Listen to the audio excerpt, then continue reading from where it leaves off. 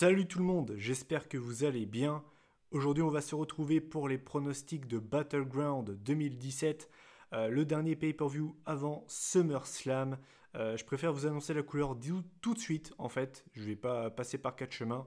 C'est un show que je n'attends pas. J'ai vraiment mes zéro hype autour de ce pay-per-view. Mais bon, voilà, je vais y revenir plus en détail dans cette vidéo, bien évidemment. Donc, avant d'attaquer le show principal, on va déjà attaquer le kick-off, puisque un match a été annoncé et on va dire que un segment aussi a été annoncé, puisque donc on va enfin savoir qui a dégradé le poste des Fashion Police. Je ne sais pas qui ça peut être. Sincèrement, je ne sais pas qui ça peut être. N'hésitez pas à dire en commentaire à qui vous pensez en fait. Vraiment, j'en ai aucune idée. Et vu ce que la WWE nous pond ces derniers temps, j'ai pas forcément envie de miser beaucoup là-dessus. Donc, j'attends de voir ce qu'ils vont en faire. Voilà, ça risque d'être entre guillemets intéressant. Pas forcément pour le meilleur, mais bon voilà, j'attends de voir ce que ça va donner. Et donc le match qui a été annoncé pour le kick-off de ce pay-per-view, donc ce sera le match entre Ty Dillinger et Aiden English. Match qu'on avait déjà eu dans le kick-off de Backlash ou Money in the Bank, je ne me souviens plus. Donc voilà, on l'a encore une fois, on est vraiment chanceux, on est gâté. Hein. On est vraiment gâté par SmackDown. Non, plus sérieusement, j'ai envie de vous dire, c'est vraiment triste ce qu'ils font de Ty Dillinger. Autant Aiden English, ça me surprend pas vraiment. Mais Ty Dillinger, je ne comprends pas pourquoi il n'est pas plus mis en avant que ça. Ça reste un mystère pour moi. Mais voilà, jeune victoire de Ty Dillinger. Mais j'ai envie de vous dire, on s'en fout. Voilà, c'est du kick-off, on s'en fout. Et c'est vraiment triste de voir Ty Dillinger aussi mal utilisé. Voilà, bah écoutez, j'en ai terminé avec le kick-off et donc on va pouvoir attaquer la carte du pay-per-view. Et donc le premier match dont je vais vous parler, donc ce sera le Fatal 5-Way Elimination Match. Donc on aura Charlotte, Becky Lynch, Tamina, Natalia et Lana. Donc à élimination, match à élimination. Donc voilà, celle qui remporte ce match pourra affronter Naomi pour le SmackDown Live Women's Championship à SummerSlam. Alors il faut savoir une chose avant de parler du match en lui-même, que il y a eu des rumeurs, voilà, il y a eu des news récemment qui annoncent que Nikki Bella pourrait être une meuf qui pourrait être ajoutée au match à la dernière seconde et participer au match et même le remporter pour affronter Naomi à SummerSlam. Je pense que vous le savez, je n'apprécie pas Nikki Bella, ce n'est pas nouveau. Mais au-delà du fait que je ne l'aime pas, je vais mettre ça de côté. Très clairement, si la meuf a un match de championnat donné entre guillemets comme ça sans avoir rien foutu pendant 3 mois, je vous le dis direct, je vais péter un câble. Parce que je déteste ça, les catcheurs qui débarquent comme ça et qui demandent un match de championnat pour aucune raison. Je veux dire, Nikki Bella, concrètement, si elle a ce match de championnat donné comme ça gratuitement, c'est du n'importe quoi.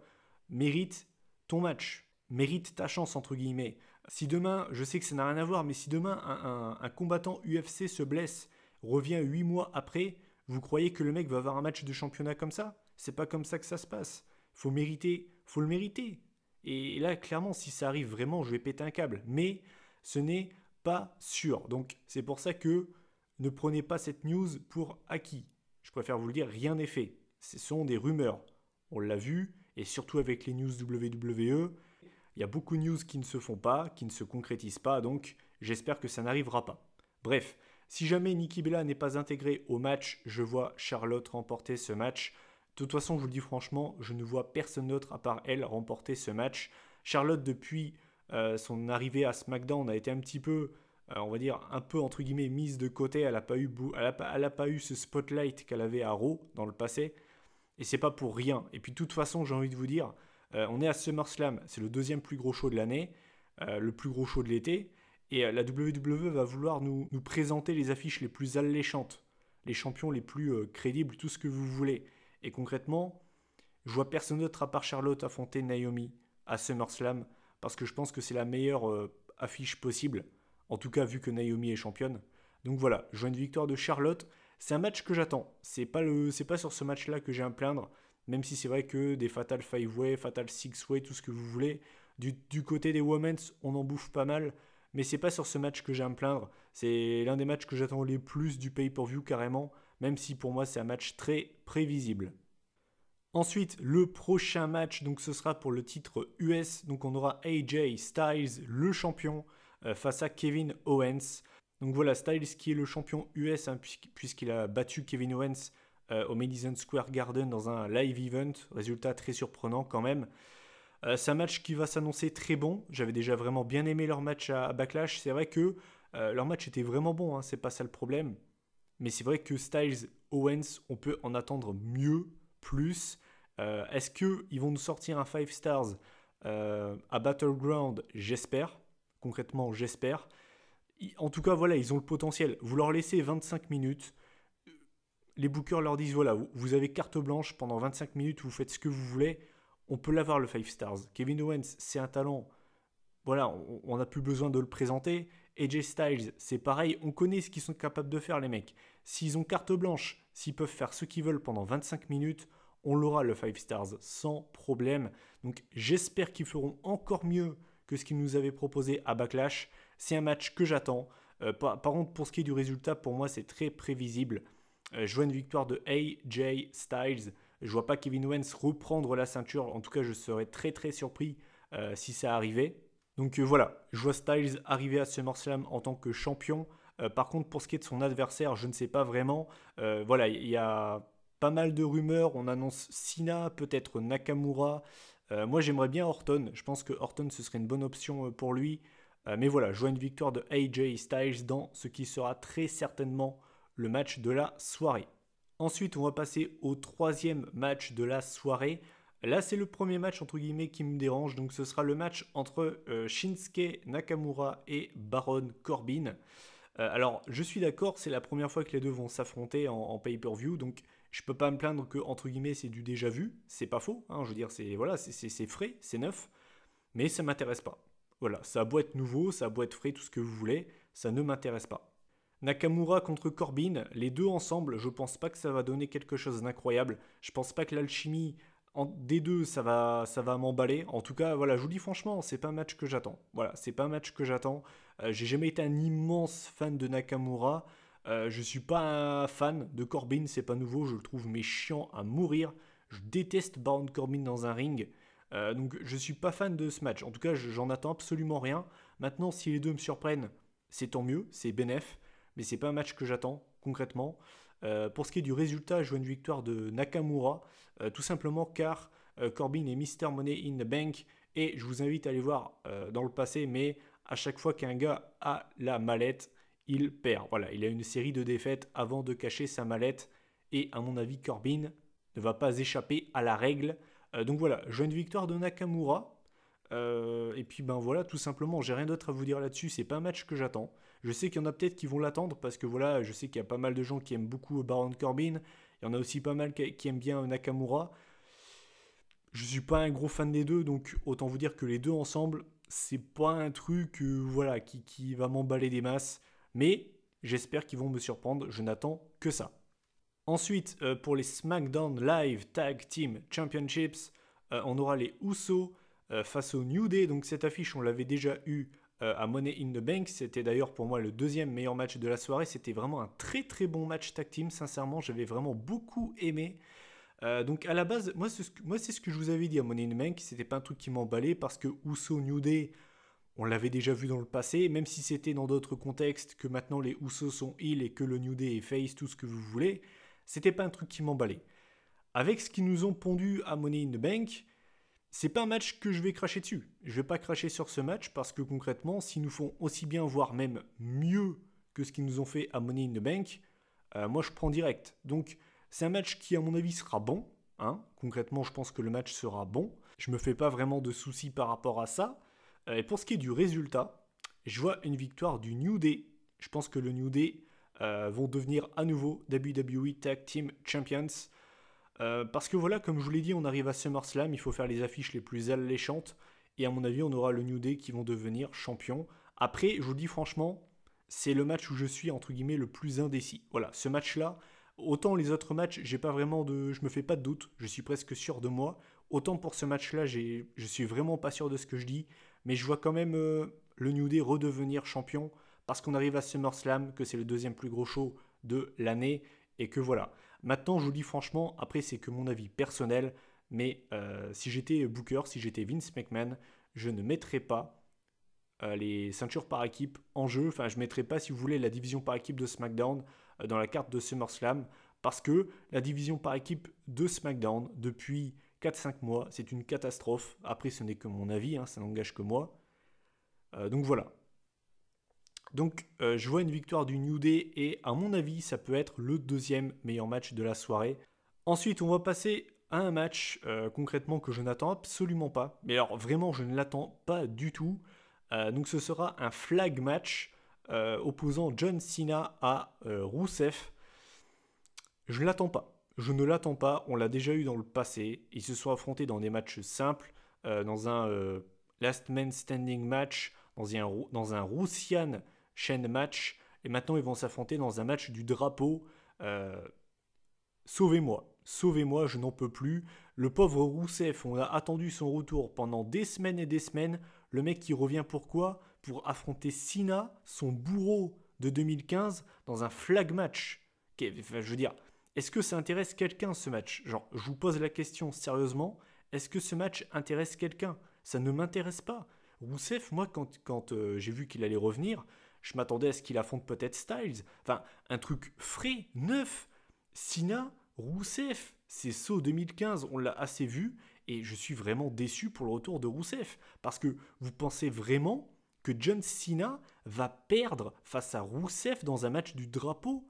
Monsieur patriotique, Monsieur USA, perdre dans un match du drapeau face à Rousseff, j'y crois pas une seconde. Surtout que apparemment John Cena va soit affronter AJ Styles pour le titre US ou Jinder Mahal pour le WWE Championship à SummerSlam. Vous croyez vraiment que Cena va perdre face à Rousseff? J'y crois pas une seconde. Donc voilà, je vois une victoire de John Cena, c'est pas un match que j'attends. La qualité sera pas forcément mauvaise, c'est même pas une question de qualité de match, mais je veux dire, j'en ai rien à foutre de ce match, j'en ai rien à foutre. On l'a déjà vu cette rivalité, pas besoin de la revisiter, et je suis très déçu pour le retour de Rousseff. Pourtant, c'est pas un catcheur que je porte spécialement dans mon cœur, mais un Rousseff Styles pour le titre US, ça aurait pu être quand même vachement cool. Eh ben non, on va se taper un match qu'on a déjà eu plein de fois, et ça ne m'intéresse pas. Et je pense que ça intéresse très peu de personnes, parce que la rivalité est repartie sur les bases de 2015, en mode je suis bulgare, les USSC, les États-Unis c'est de la merde, et John Cena de son côté c'est je suis américain, la Bulgarie c'est de la merde. Bah ouais, mais non, mais en fait on s'en bat les couilles, on l'a déjà eu assez cette rivalité, donc comme on dit, move on, j'en ai marre, donc j'en ai rien à foutre de ce match, mais je vais quand même pronostiquer une victoire de John Cena. Et enfin, on va arriver au main event du champ de bataille Battleground. Donc ce sera pour le WWE Championship. On aura Jinder Mahal contre Randy Orton. Encore une fois, dans un Punjabi Prison match. Je vais vous dire la même chose que pour le match entre Rousseff et Cena. Est-ce que ça intéresse quelqu'un? J'ai l'impression que même les fans de Jinder Mahal en ont marre. Parce que oui, il a des fans, Jinder Mahal. Et j'ai l'impression que même les fans d'Orton en ont marre. Orton en a marre, Mahal en a marre. J'ai l'impression que les seuls gens qui en ont pas marre de cette rivalité de merde, bah ce sont les Booker et Vince McMahon. Et Kevin Dunn, cette espèce d'abruti. En fait, il n'y a que les Booker et Vince qui trouvent ça cool. Tout le monde en a marre de cette rivalité. C'est nul, on s'en fout. C'est bon, move on encore une fois.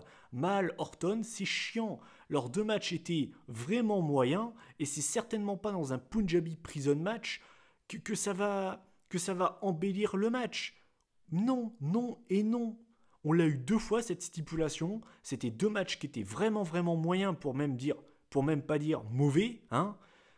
Alors oui, je sais, les participants n'ont pas aidé non plus, mais je suis désolé, mais ce match ne m'intéresse pas et ça intéresse personne. Ça intéresse personne. Alors j'ai peut-être l'air énervé dans cette vidéo. En même temps, je vais vous raconter ma vie. J'ai mes nerfs qui sont tendus. Ça fait mal, ça tire, donc je suis pas de bonne humeur, hein. Mais on s'en bat les couilles de ce match. On s'en fout. On s'en fout. SmackDown me casse les couilles, sérieusement. Je pense que je vais faire un coup de gueule juste après les pronostics de ce match. Mais j'en ai marre, j'en ai marre. Orton, Mahal, ça n'intéresse personne. Et c'est certainement pas parce que vous ramenez une cage bambou XXL que je vais changer d'avis. Non, ce match sera moyen. Au maximum, ce sera passable, mais ça va s'arrêter là. Tout le monde en a marre de cette rivalité. On en a marre. Putain, vivement SummerSlam parce que j'en peux plus de cette build-up de merde. J'ai rarement été si peu hypé par un pay-per-view, je vous dis franchement. Enfin bref. Donc voilà, Orton Mahal, je vois une victoire de Jinder Mahal. Voilà, tout simplement, Jinder Mahal va encore une fois battre Randy Orton. Orton va se coucher 3 fois de suite pour Jinder Mahal. Et voilà, on peut ne pas aimer Randy Orton, mais l'air de rien, il met over un nouveau talent, un jeune talent. Ça, on peut pas lui enlever. Mais je veux dire, on en a marre. Stop. Stop. Donc, je sais pas qui va affronter Mahal pour le titre WWE à SummerSlam. J'espère d'ailleurs qu'il le perdra à SummerSlam le titre parce que pareil, Jinder Mahal WWE Champion, on a vu ce que ça a donné. Au moins, on peut pas leur jeter une pierre par rapport à ça. Ils ont essayé. On a vu ce que ça a donné. Je suis désolé. C'est un flop. C'est un énorme flop. La seule chose que j'aime bien chez lui, c'est son entrée. Basta. In-ring, il est toujours aussi mauvais. Au micro, c'est une catastrophe. À côté de ça, Roman Reigns, il passe pour Chris Jericho ou CM Punk, sérieusement. Jinder Mahal, le mec, j'ai l'impression que c'est Jean-Kevin, 13 ans, en train de muer, quoi. Le mec, sa voix part toujours en couille. C'est problématique pour être... Tu peux pas prendre ce mec au sérieux. Enfin, de toute façon, voilà, son push de base a été donné beaucoup trop rapidement. Le mec est passé de sous-merde, jobber, le roi des jobbers, à main eventer d'un coup. C'est pas comme ça que ça se passe. Enfin bref, voilà. Je pars en couille dans cette vidéo, c'est pas grave, mais actuellement, la SmackDown me déçoit énormément. Et voilà. Donc, je n'attends pas ce match. Je vois une victoire de Jinder Mahal dans un main event qui s'annonce vraiment pénible à regarder, je pense. Donc voilà, bah écoutez, j'en ai terminé avec mes pronostics de Battleground. Désolé hein, d'avoir l'air un petit peu énervé. Mais voilà, comme je vous l'ai dit, j'ai mes nerfs qui sont tendus. Du coup, ça tire, c'est très très chiant, je préfère vous le dire. Si vous ne l'avez jamais eu ça, bah, j'espère que vous ne l'aurez pas parce que c'est très chiant.